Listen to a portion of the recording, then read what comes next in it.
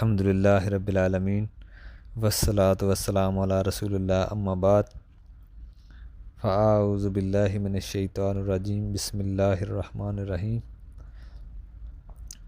توحید کے موضوع پر بات ہو رہی ہے۔ آج ہم دیکھیں گے توحید کی دعوت دینے کے فضائل، یعنی کہ توحید کی دعوت دینا کتنا ضروری ہے۔ دیکھیں، توحید کی دعوت نبیوں کا کام ہے۔ بندہ جب توحید کی دعوت دیتا ہے، شرک سے منع کرتا ہے، کلمہ توحید کی جب بندہ دعوت دیتا ہے تو بندہ نبیوں کے نقش قدم پہ چل رہا ہوتا ہے۔ مثال کے طور پر اگر کسی کا کوئی کاروبار ہے تو اگر اس کا کوئی بیٹا یا کسی کے باپ کا کاروبار ہے، وہ کاروبار میں اس کا کام کر رہا ہے باپ کے ساتھ، اور باپ کا کام آگے بڑھا رہا ہے، تو سمجھ لیں کہ وہ باپ کے نقش قدم پہ چل رہا ہے۔ لیکن توحید کیا ہے؟ توحید میں اگر کوئی کام کر رہا ہے، شرک کا رد کر رہا ہے، اللہ کی توحید کی دعوت دے رہا ہے، تو وہ نبیوں کا کام کر رہا ہے، وہ نبیوں کے نقش قدم پہ چل رہا ہے۔ تو اس لیے وہ خوش قسمت لوگ ہیں جو یہ کام کر رہے ہیں، اور یہ کام علم کی بنیاد پر، توحید کی جب دعوت دینی ہے تو وہ علم کی بنیاد پہ دی جائے۔ یہ نبیوں کا طریقہ ہے، پہلے علم سیکھا جائے پھر دعوت دی جائے۔ بعض لوگ توحید پر دعوت نہیں دیتے کہ تاکہ اختلاف پیدا ہوں گے۔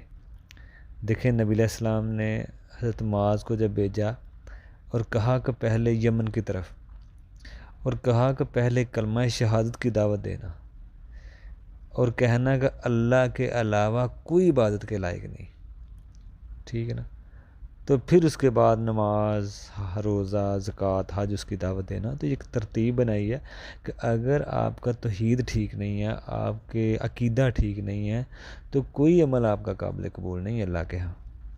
پہلے اپنا عقیدہ صحیح کریں، اپنی توحید صحیح کریں، اس میں شرک کی ملاوٹ نہ ہو، پھر دوسری چیزیں، اور عبادت میں بھی کسی کے ساتھ شریک نہ کیا جائے، نہ توحید ربوبیت میں کسی کو شریک کیا جائے، اور نہ توحید الوہیت یعنی کہ توحید عبادت میں کسی کو شریک کیا جائے۔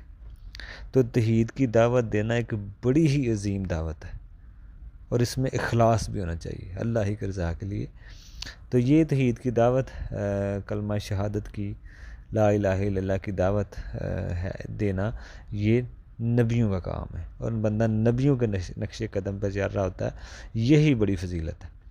جیسے لوگ دنیا کا کوئی کاروبار کر رہا ہے بڑا، تو دوسرے جو اس کے وارث ہیں وہ اس کا کام کرتے ہیں، وہ کاروبار کرتے ہیں، کوئی بھی ایسا کام ہے تو وہ اپنے بڑوں کے نقش قدم پہ چل رہے ہوتے ہیں۔ لیکن دعوت کا جو کام ہے، توحید کا جو کام ہے، عقیدے کا جو کام ہے، شرک کے رد کرنا، یہ جو کام ہے، اور لوگوں کو عقائد ٹھیک کرنا، شرک کا رد کرنا، یہ نبیوں کا طریقہ ہے، تو اس کی بڑی فضیلت ہے۔